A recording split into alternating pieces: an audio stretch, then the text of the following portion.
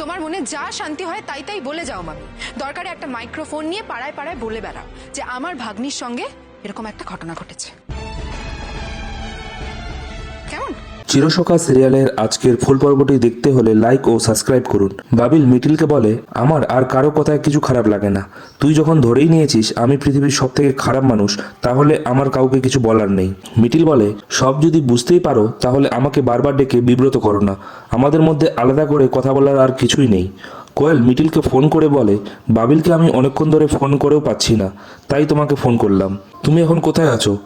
বাবিল বলে, আমার এখন ফোনে কারোর সাথে কথা বলার ইচ্ছে নেই। কোয়েলের কিছু বলার হলে তোকেই যেন বলে। মিটিল বলে, আমি তোমাদের ডাক পিয়ন নাকি যে ওর কথা তোমাকে বলবো, তোমার কথা ওকে বলবো?